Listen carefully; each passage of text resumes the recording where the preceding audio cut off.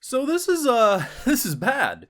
We had the best episode, the best arc of Sakamoto Days, only to end it with me sweating bullets because Shin approaches someone who has insta-death, insta-kill energy. Now, here's the thing. Sakamoto Days has got us pretty used, especially with Sakamoto himself, in seeing Shin and company get insta-killed a lot. But that's always quickly that's just comedic purpose. When I see my boy's arm, shred, whatever the hell that was, impaled him so hard that his arm was gone, but it spiraled as it happened. I legitimately thought he lost an arm there. And I thought to myself, the building's going down in less than 10 minutes. How in God's name are you going to fight this man? And no, it was just intimidation, because when he walks by and says, say hi to Sakamoto for me, I gotta be real, I'm actually worried for even Sakamoto going up against that guy.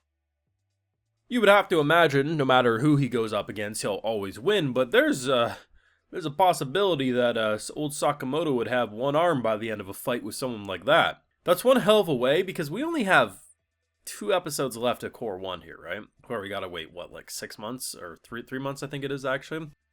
Either way, they're gonna do something else with that guy, I'm convinced, before the show's wrapping up and goes on break. But whatever they just did, Jesus, that was something else. I got full live reactions over on Patreon. You want to support my work, see my full thoughts on these amazing Sakamoto Days episodes over there exclusively. I'm loving it every week since the first 2 episodes dropped. I've been saying it. I love the show. I think it's one of the most fun, one of the most exhilarating, and to be honest, one of the most creative. Whether it's the early stuff of this arc, as an example, when we're chasing them on the motorcycle and just he's spinning around, slapping people with wheels, all that stuff's cool. Or in this episode, there's 2 moments that come to mind on just peak creativity and fun.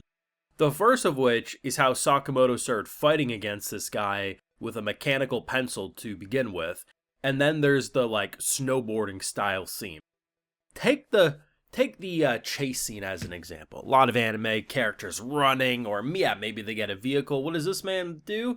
Well, he's being dragged. That's not looking good. So what does he do? He reverses it, and he basically starts snowboarding. Is he using a door from the train? I don't know, but either way, that's just metal as hell. But the star attraction is the beginning of this episode. When a man holds up a mechanical pencil and some stickers. I gotta be honest, not feeling the intimidating energy. I know Sakamoto can make electricity out of beer, probably. But yeah, even I was like, is that really the flex we think it is? Turns out, yes. Click, click, click, click, click. Blinds one eye with the lead. Slaps some stickers on the other eye, and then bitch slaps him with what, a belt? If you look at scenes like those and don't think they're badass, I don't know what to tell you. Something broke inside you when you were a child. I don't know. Dad didn't come back with the milk. I don't know, because that shit's just fun. And I really think, and I agree with this, because I've seen this comment a couple of times as of late, and it's it feels like a lot of people dislike the art style more than they dislike the animation, because half the time what people are complaining about really boils down to how the show looks at more of a static image, because the animation looks good to me. And I've seen more and more people say that over the weeks. I think mainly because we know how popular the show is. It's one of the biggest shows airing right now, and it's Netflix's most successful anime series, right? So as more and more people are catching on and, more people start discussing it, we start seeing a lot more varying opinions than what was the main one of everyone hates this, everyone thinks it's a disappointment, blah, blah, blah.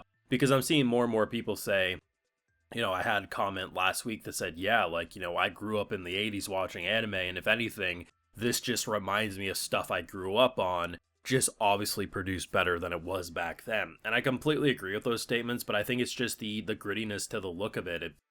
I love it. I've been saying it, and I feel like a broken record, but if every week I'm seeing the same regurgitated, this sucks opinions, then I'm going to regurgitate the fact that I think it absolutely slaps, you know what I mean?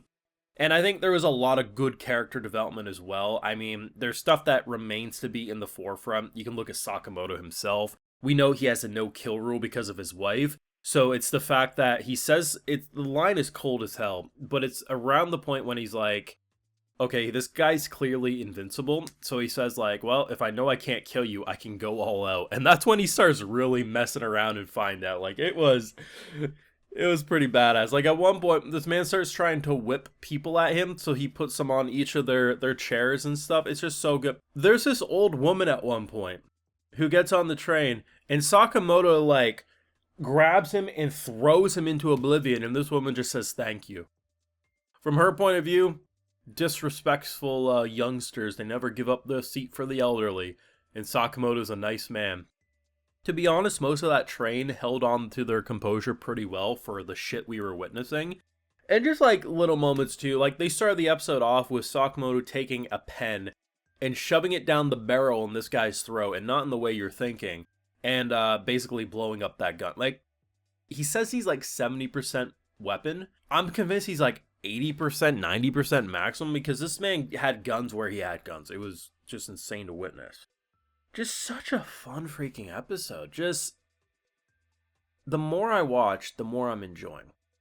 You had the characterization, of course, the finishing stuff with Lou and her apology and just, really feeling like we brought them together. But Shin himself, man, like the fact that when he's running with his, his mentor, his kind of father figure, and the fact that he's just so proud of him, seeing that what he once thought was something he had to cure for Shin, like look at how well this is working out for him. And because of him, he was able to say, hey, draw me a diagram of the floor plan, listens in, and he can point to where each part of the floor plan people are so that he can save everyone. Without Shin's ability here, they would all have died.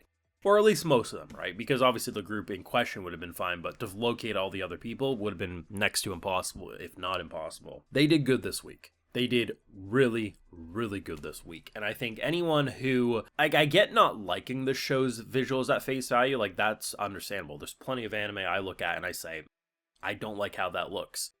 But I never really go the route of, it looks bad. It's just like, for my taste, I don't like the art direction. There's a lot of anime that I know are good, but I just couldn't get into because I didn't like how it looks. But I honestly think people who think this looks bad and are treating it like how most of Blue Lock Season 2 looked is insane to me. I had someone, it was like on episode 6's video, say that Blue Lock Season 2 looked better than this. The internet is a very unserious place, and I think people who have now watched 9 episodes of this show and are still watching it and clearly don't like it are wasting their time. There's so much great anime out here. Watch the stuff you enjoy, drop the stuff you don't. You're not going to be missing out. If anything, you're just going to be prioritizing your time. I come back to this one week after week because I like how it looks, I like how it sounds, and just in general, this is a banger of a show, and I'm going to die on that hill. Let me know your thoughts and feelings down below. What did you think of the episode, and how screwed do you think they are when they do go up against that dude who, even if in his head, shattered our boy's arm clean off? Let me know.